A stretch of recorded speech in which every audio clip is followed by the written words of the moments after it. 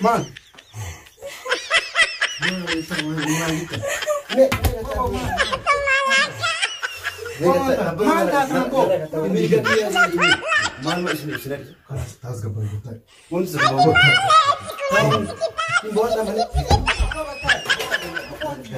Haji, Haji tu fitiak dah.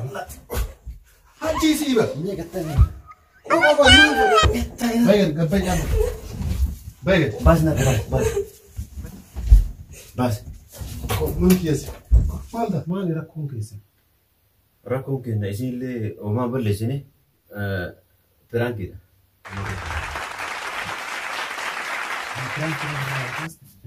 Perang kita. Awak kata. Ngata agak baga saat ini saat ini perang kau jadi. Micu enggak rakun kabu micu enggak. Mana dari situ mah kau tu kan. Ah, kata. Nah, tamam toleh nufan ni kata.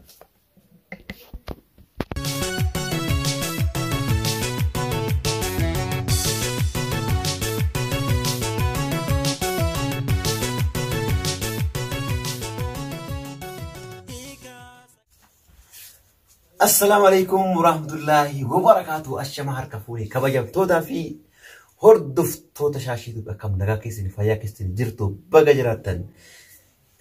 Har'a nama addaa kana isin dhufee jira jechuudha. Namni addaa kun eenyu jettan tamaasii argaatan tana jechuudha. Moo beektanii nama baay'ee isin jaalatanii nama yeroo baay'ee maaliif piraankii irra hojjettan jettanii koomintii garaagaraatiin naqee hojjettan jechuudha. isin eenyu jettan kun argu jirtan jechuudha asuma. Assalamu alaikum warahmatullahi wabarakatuh. Akkam jirtu hordoftootaaf kabajamtoota keenya. Akkam nagaa jirtu bakka jiraatanii rammoo ajjiifana isinii dhufnee jirra. Aniif caaltuun irra wanni xiqqaan dhufinne jechuudha waan ajaa'ibatu dhufee yeroo baay'ee caaltuu irratti piraankii hojjedhaa akkuma hojjedhu ni beektan jechuudha. Kanaafuu har'a ammoo maal fidanii dhufanii nama lamaan wanni jarri fidanii dhufan maalidha jettanii yaaduun keessan hin oolu jechuudha. Wanni anaaf isin har'a isinii finnee dhufne waan ajaa'ibaa tokko isinii finnee dhufne jirra. Wanni ajaa'ibaa kun maali yoo jettan itti hime moo itti hime? Itti hime ati leeshee itti himtu. Himu? Haa himu? Har'a wanta ajaa'ibaa abdirratti piraankii hojjechuuf. Akkana kun ilaala. Wanni ajaa'iba wanni isin finnee dhufne kun har'a eenyu irratti piraankii hojjenna jenneeti abdii irratti piraankii hojjenna jennee jechuudha. Abdii irratti kana dura yeroo baay'ee piraankii irra hojjechuudhaaf yaalaa turrus nu milkaa'uu hin dandeenye laal.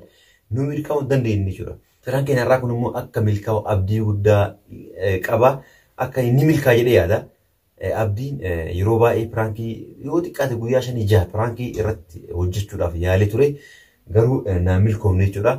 Inni garuu asuma jira jechuun gurfaa hirribaa keessaa jira jechuudha. Kifilii hirribaa keessaa jira. Achi seenee jira. Rafuuf seenee jira jechuudha. Anaaf caaltuu manuma keenya jirra. Manni keenya waan walitti aanuuf sagaleeyyuu kanaaf qaqqabni haasawaa jirra jechuudha. Kaameraa ijoollee argee dhoosine kaameraa dhoosine jirra jechuudha. Piraankiin maan abdii irra hojjettan kun maalinni jettanii yaaduun keessan hin oolu. Akka isin hin yaadneef ammoo duraan dursee isinitti himaa jechuudha.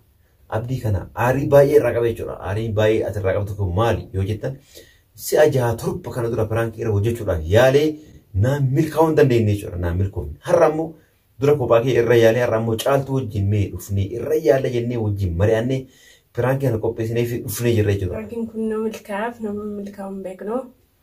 Akka nama milkaa'u abdii qabna. Akkuma beektan caaltuu yeroo baay'ee piraankii irra hojjechaa ture amma jinniin keessaa ba'u eegalee jira jechuudha. Jinniin keessaa ba'aa jira. Bismillah jennee jinnii keessaa babbaasu jira jechuudha. Jinniin keessaa ba'u jirti. Jinniin keessaa ba'u jirti jechuudha. Kun dhaabata. Jinnii keessaa baasu jira jechuudha. Jinnii keessaa ba'u isaa akkamiin beekna jechuudha. Kun piraankii namarratti hojjechuu jirti jechuudha. Yaada kana akka qopheesse isiidha. Yaada kana maaf abdii kana piraankii kana maaliif irratti hojjenne?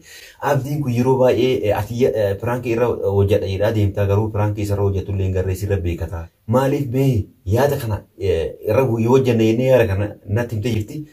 Yaadni har'a abdii irra hojjetamaa kun yaada eenyuti yaada caaltuuti jechuudha. An adaduma dhufee bira dhaabbadhu malee ka abdii irratti piraankii kana hojjete eenyu caaltuudha jechuudha. Ana garuu hojjechuu hin dandeessu yoomiyyuu. Hin dandeessan irratti. Nan danda'a ta'eefti chaanala isiillee garanumaan akka guuttaniif kabajaa guddaa isinirraa qabne jechuudha. Piraankii kana garanumaan caaltuun mee isin piraankii akkamii akka qopheessitee isinii dhufti isinitti taa'imtu gamanumaan gara caaltuu isin dabarsa. Ani fajjiin akka nama walloluu taanaa inni immoo sagalee keenya dhaga'een dhufamuun dhufu yoo dhufe immoo akkam godhaa addaan nu qabamoo. Tole kabajamtootaa fi hordoftoota keenya piraankiin irraa kun akkuma isin jette kana jechuudha. Aniif caaltuun mana kana keessatti akka waltuun jechuudha. Dhugamaan yoo isin akka nama iyyuu jetti mana keessa jechuudha. Inni immoo manni isaa kun kanuma kana waan ta'eef sagalee isii dhaga'ee ni dhufa jechuudha. Yoo dhufe abdiin akkam nu godha addaan nu qabamoo. Uraallee bara dhiisee jechuun cufan qollufu keessaanii maaliif piraankii waan ta'eef uraallee duubaan bara dhiisee osoo qolluufin dhiiseeti abdiin godhufi booda addaan nu qabamoo waliin nu dhiisamoo nu lolamoo mee akkam ta'a ka jedhuuf mee gamanumaan kan wajjin daawwannu ta'a jechuudha. Piraankiin irraa piraankii ajaa'ibaati. Akka nu milkaa'amoo abdii guddaa irraa qaba jechuudha. Kanaafuu piraankiin kun ni eegala amma ni eegala. Hamma xumura pirankii kanatti kabajaadhaan akka nu hordoftan kabaja abdii guddaa asirraa qabna. Gamanumaan warroonni chaanaala keenyaaf haaraa taatan sabiskiraayib sheer nu gootan abdii guddaa asirraa qabna jechuudha. Chaanaala caaltuullee akka guuttaniif kabajaa guddaan isin gaafanna. Caaltuun amma hojii eegaltee jirti. Anarratti illee amma pirankii ajaa'ibaa dalaguu dina fakkaate yaada akkanaa akka fiddeetti akkas shakka jechuudha. Gamanumaan hanga xumura pirankii keenyatti nagaan akka nu hordoftan kabajaa guddaan isin gaafanna jechuudha.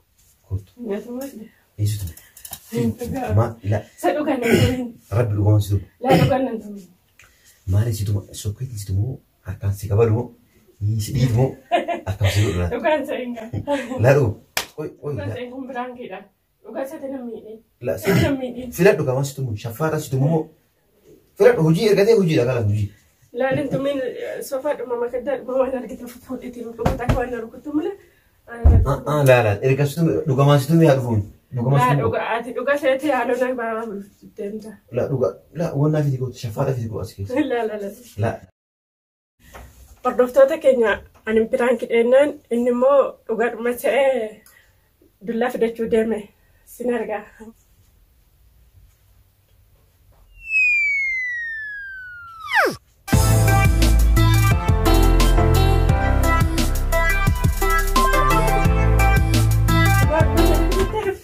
Waltu sobaa jira. Gara nasi kaati. Gara nasi dhugama ii.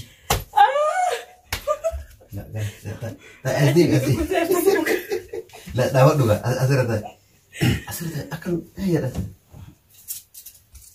Hordoftoota keenya piraankii keenya eegaluuf deemnee jechuudha. Eegaluuf deemna. Ulee kanallee wanni fuudhee maal isin fakkaate? Akka jechuun inni dhugaa se'ee ulee kan nuuf asii argee wanna dhufu. Garuu anaaf isin wal dhugaa walitti godhatu pirankii waan ta'eef ani isima ishiisaa isima tokko tokko dhahaa. Sana booda abdiin dhufee maal akka jedhamee gamanumaan nu hordofa. Uleenis sun asumara jira jechuudha.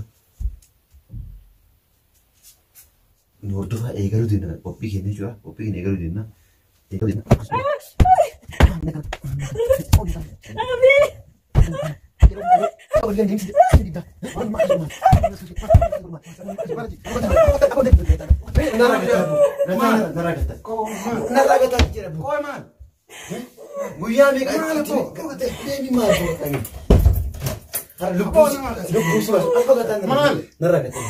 Lubbuu si baasuu reeqni sukata. Maali? Narraa abdii hin jedhamu.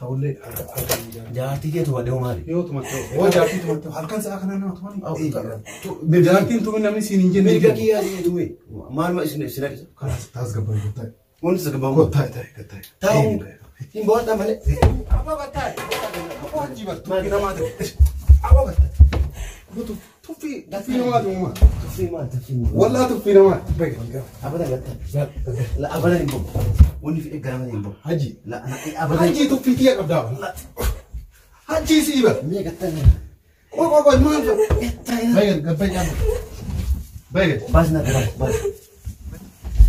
baas man kiyasi maalda maal ta'e waan goota kan ta'a la maal qaama dubartii kuffisanii mataa ishee akkana ejjechuu malee seeriin ta'uuf kabajaan akkana godhan sun hin jiru. nama kabajitu Maal see wajjaba? halkan sa'a kanaan maal halkan sa'a kanaan Saan kun kam jaartii xumuun namni rafuu hin danda'u haarafu abbaan fedha haarafu maal sana ga'e? Jaartii ta'uu mirga itti qabu. Mirga qabu hin qabu ta'uu. Ni qabu hin qabu. hin qabdu namni si hin jedhan jiru. Kanaafuu kabajaa namni kabajaa bira kabajaa maal kabajaan jaartii. maal haadhaan dhufellee jedhistee tuma wanna gataatu maal maal taasisa Eebi jira amma namni wallaan rafaa jira abbaan fedha haarafu rafu yoo fedhi dhiisi. Wayin haaraftanii an jaartii gatuun jechuun mirga hin qabu sa. Lain tubati eentu siin jedhee Kalaas addumaan nu qabu hin qabdu. Tumee kuufee caccabsee lafa ilii isii rigee lafee isii nyaadhee qe'ee booda anuu akka godhe harrasa. rakkoo maal Rakkoo jaarsaa jaartii namatti himan. Rakkoo jidduu siyaasaa isii namni biraa seenuu qabu. Anumatu tumee caccabsee waan fedhe godhe anumatu booda ilaala malee namni biraa ilaala. haas koo ati kootti na bira bulta Hin bulu. siin dubartii mana ari'uun hayyaa Laala. Isiin illee bakka biraan bultu illee bakka biraan bultu. Mana tokko bulla malee. ajjeesuu fedha qabde Lubbuu yoo fannisee. kan kee ajaa'iba Ajaa'iba ho'iitu iyyuu miti. hayyaa Maali? kootu matti na beeksise hayyaa Hin deemtu mana gara manaa seentu amma dhuftee. jira geessa amma akka mataaf kan si baasu eebiidha jaartii tantee namni lolatiin siin jedhan jiru garuu halkan sa'aatii kana xiqqoo hangaraa si nyaaddu hangaraa si nyaaddu Angara si nyaadhu woy si hamadde abboon an si hamadde. laa irri baraana kaaste takka warri wallaa gara naan jira garri biraallee garaan dhugaa jettee jaartii tantee yaarti amma dhiisi halkan kana haaraftuuti ati biraa gadi bari yoo qabuu hin dandeenye yoo qabuu waan dandeettu taate yoo qabuu waan dandeettu iddoo takka bula yoo waan taane isiin dubartiidha haa seentee ciistu ati gadi bari na bira bulate. Ana jalaa baay'u. Anatu dubartii jalaa baa. maa waa dhuddeetta Gurra na murtee haadha gurra. maa si goote Gurri keessaa jettu. Isheen tu gara mana dhuftee? koo maa si goote Maa si goote maal? naannatti maa isiin si goote Anaaf jaartii jidduu nama biraa akka seenu fudhaabdi. Anaaf isaa yoo hami namni tokko osoo abbaan kee biyyaa dhufe yoo anaaf isii wallolle inni dhageennaan isii guyyaa sana irraa ofirra. Fedhu akka namni jidduu kee hafeessise. amma galgala nagaumaan taa'aa jirtanii Nagaumaan taa'aa kuuftee sin jedhe bar. Dubartii yoo kabajaan yoo akkana goote sirra baatee asirra si albaati. Amma santu ilaalu santu dhufaa. tole anillee jidduu teessan ilaalu agaariin sirraa badduuf isiin manaa seentu dubartiidha eebiidha Feetu gabbaatee bineensi hayyatu malee gara mana nama tokkoo seenti alaa bultu. Alatti muka hidhee biraatee baafete. akkasii haas ta'e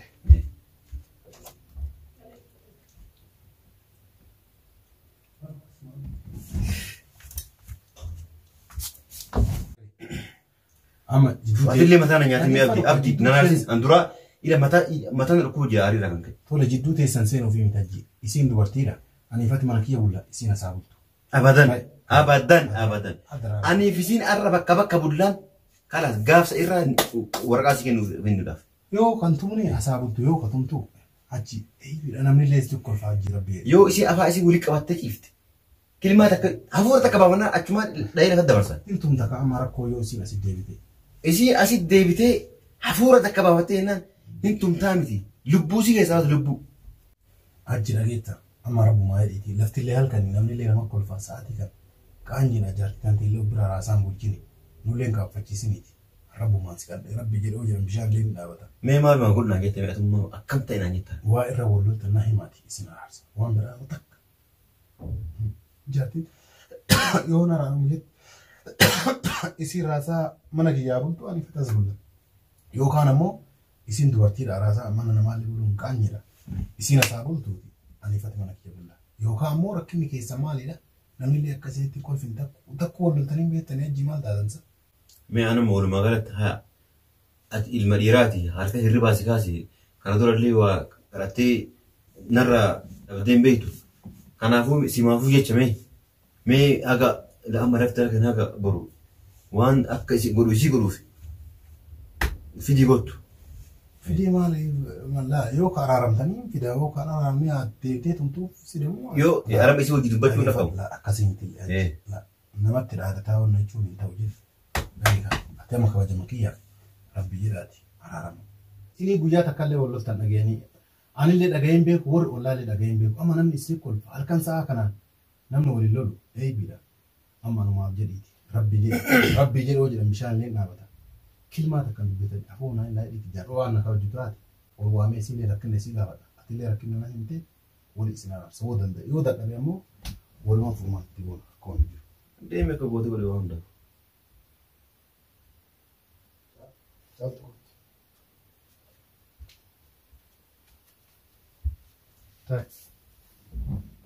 Maali yaa turakkin keessa? Maa walloltan? Naadira rakkina waan takka jiru zimuma lafa ka'eetu. Waan takka wanne balleessitee hin jirtu? Anumaan balleessine. Maal jetta taa'ee? Isima gaafa waan balleessi isin beekte waan balleessitan waan takka hin qabu. Akkuma waan takka hin balleessinee akkanuma lafaa ka'ee natumaa jedhaa jirti. Maal rakkinni keessa? Maal rakkinni keessa namni? Maal sa'aatii amma namni sa'aatii kanallee halkan sa'a kanaa warri ollaa nama dhagaan eebiidha qaanyii guddaadha ollaa. Warri ollaa nama dhagaanii namni maal namaan jedha. Sa'aatii kana yoo isin walloltan anama hirribaa ka'ee warri kun waan nama meeqatu sagalee keessan dhagaa isinii akkasii. Maali rakkoon keessan? Rakkoon keenya isinillee homaa balleessine piraankiidha. Rakkoon keenya piraankiidha malee isinillee homaa balleessine. Akkam piraankiidha? Piraanki taatee jirta walumaa galatti. Piraankiidhaaf hirribaa kaasta? Piraankiidhaaf hirribaa kaasta? Awa Gattaa bakka dhaaba. La wala piraanki taatee jirta. Piraanki ajaa. Awa gattaa. La gattaa miti gattaa egaa. Awa gattaa maam gattaa isin jedhe maal barbaadan? La kootu waaf sin jedhamu anaan balleessi. Kootu. La akkamiin dareen dalagaa? La maal sa'aatii kana sa'aatiin piraankii hojjetan? jechuun rakkoon qabu jechuun maal nama hin sitti maa kootu gattaa? nama jeeqin kan nama akka jenne la maali qaanyi beektan la qaanyi kaa dhiifama ana balleessa ana badii guddaa qaba ishi tamaam kanaafuu amma gannu yaas kootu tamaam tole dhufaan karaa tole hordoftoota keenya akkuma agartan kana piraankii irra abdii rabtu hojjenne piraankiin irraa nuu milkaa'ee jira jechuudha yeroo 7-8 abdii irra pirankii yoo yaalullee nuu milkaa'uu hin dandeenye kan dura arramoo pirankii caaltuun irratti yaada isin fiddeen piraankiin ajaa'iba isarratti hojjennee nuu milkaa'ee jira jechuudha pirankii irraa kanarratti mee abdii maaltu sitti dhagamee mee wanti dhagamee qabda garuu dhiifama godhe anaallee miti kasirra hojjete caaltuudha yaada caaltuu fidate caaltuun argita osoo anajii siraa rogu kanaafuu mee wanti sitti dhagamee malee pirankii irraa kanarratti Laki jalqaba dhugaa si'ee halkanii maa walloltan jedhee ture lammaffaa immoo xiqqoo qorri na dha'ee akkuma argitu jechaadha kalee qorri wayii na dha'ee na dhukkubaa ciisee jira anaa ciisee jiru achii na kaastee qullaa kiyya qorra kana keessa deebistee yoo na taphattu baay'ee na dhagame homaa miti adiidha.